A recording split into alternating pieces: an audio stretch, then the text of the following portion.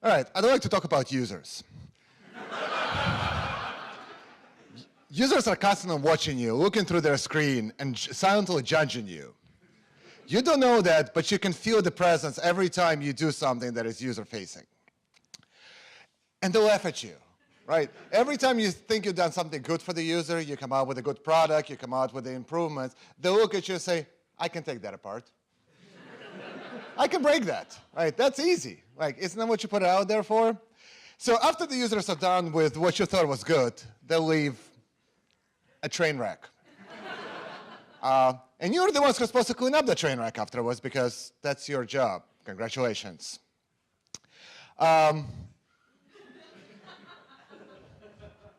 Sometimes you want to throw your equipment through the window. No matter how large that equipment may be. And some you can't, and some you really, really try. And sometimes you try to make friends with your computer. Mainly, you don't want to talk to people anymore. So you build yourself a friend who is going to be much better and much friendlier to you than the users that you have to deal with on a day-to-day basis. And yes, you can like your computer. You can even hug him. But at the end, you have got to have some sympathy for your users, even though you can't stand them. I think that's it. All right. Is it? Yes, thank you. Thank you. So when you're trying to tell someone what DevOps is, it's often like hitting them with a shotgun or artillery shell of knowledge. And they're inevitably confused. And they're still scratching your head after you're done.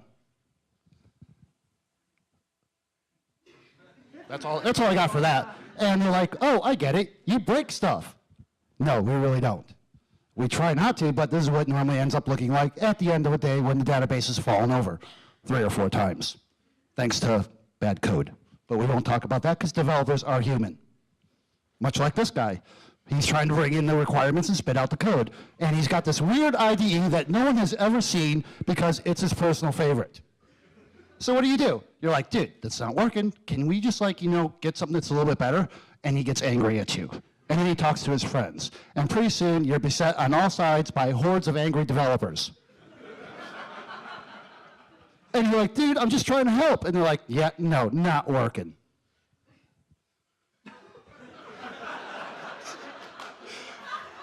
And they look at you like you've grown cancer.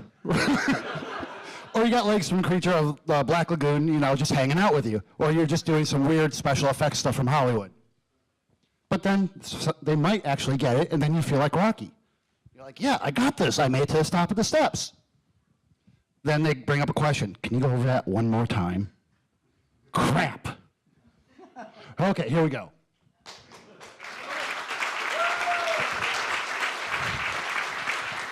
I'd like to talk about why you shouldn't use Mongo in production.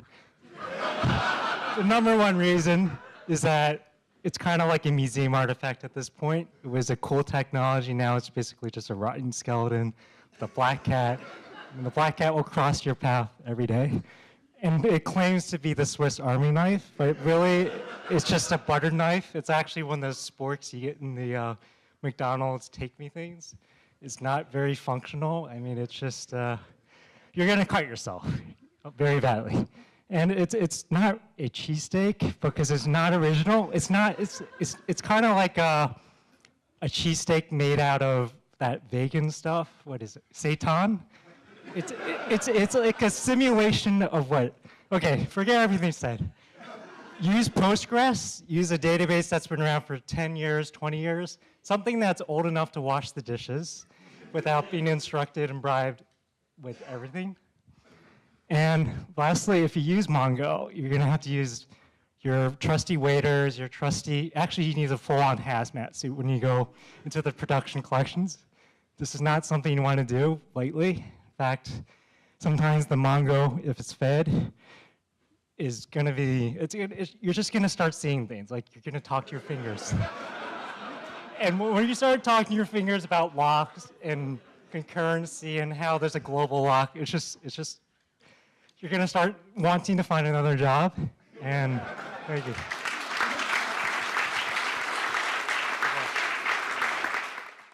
Well, we're going to talk about a tester's approach to DevOps, and it's a lot of button pushing, first off. It's just a guy that sits in a room and clicks a lot of buttons and magic happens and our code gets to production, we think. But this is really what happens. We really think it's much like going out and training your dog. You have to make sure the DevOps, he can sit, he can stay, and he knows how to perform the right actions. And keep talking. But what really actually happens is on the end of magic, it's like a broken egg when your code gets to production. What you really tested isn't quite what made it, so looks like your container was broken, and yes, the tester's just looking around like, oh, well, I thought that was a wise thing to do. But maybe we just pressed the wrong button, Mr. DevOps guy. So let's go down and take a look at the 17 other tunnels we could have taken to get to where we went to, and see if we can't figure out what went wrong. And seconds tick by. But in the end, it's all magic. It's sunshine and rainbows. It always winds up working out, and everyone is, lots of hugs and kisses if that's appropriate for your workplace. And everything's happy.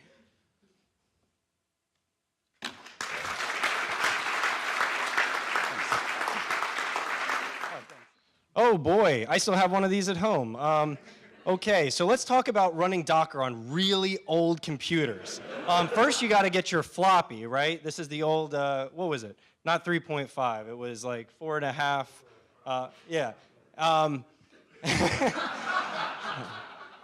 And once you do that, you put your container out there into your ECS cluster, but you always have one that stands up above the rest, and it seems like something is terribly wrong.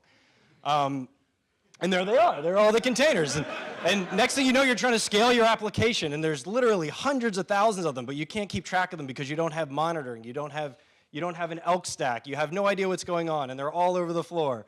And here's a diagram of what it looks like. This is exactly what our production infrastructure looks like. Each of those API nodes is running 3,000 containers, and I'm not quite sure what's going on with our composite services. And you just keep hammering away on your anvil all day long trying to get things to work. And eventually it might, probably not. And you just it's probably fine. You just roll with it. As long as you don't have monitoring and it's not paging, and I have no idea what this is. What is that? And this is actually our application. This is what the containers are running. It's just a static image, and it's in another country, and there's color bars.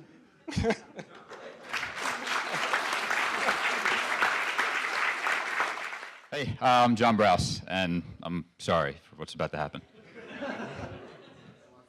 So, why do moose fight? It processed in my brain, but words just didn't come out. So, why do moose fight? Why does business dictate technology decisions?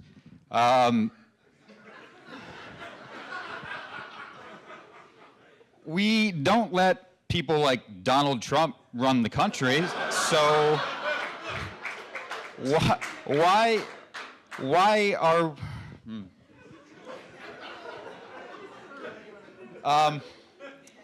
there's good and bad decisions, right? And controlling our own destiny, and our children's, and anyone else who comes after us, is really our responsibility. So when you're out there working and you're in your code base, just make sure you're developing with love for the next person or someone else or yourself in 6 months when you have no idea what you wrote. And you have to go and hack through your code because it just doesn't work. So don't fight the moose. Prevent the moose from spawning, and don't let your kids play with cannons.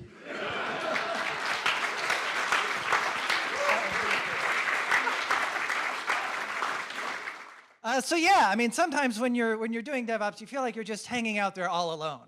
Like you don't have any support. Like you're just like, let's all do these new wonderful things. There's just so much great stuff that we could be doing. But then you find out how the sausage is actually made. And you lose all hope. And part of you goes a little bit crazy and starts hanging out with the sausage. And you look like the sausage, and you start to become the sausage. And all around you, you're walking down the street, and everything's still working just fine, and you casually glance down, and the sewers are on fire. Because that's how your infrastructure is. Everything's awful. So you go you go in the bathroom with your sausage, and you think bread goes good with sausage. So you get some bread. And you chill out for a while with some bread in the bathroom. Get some cum. What the? I did that. So yeah, you got your bread, you got your sausage, you're trying to do things with your DevOps, and you want to do it in high fashion, so you get some nice shoes, some high shoes, so that you can be styling, on your way to wherever you're going with whatever disaster is going on in the background. You can be fine with yourself, with your sewing machine. Thank you. Good job, man.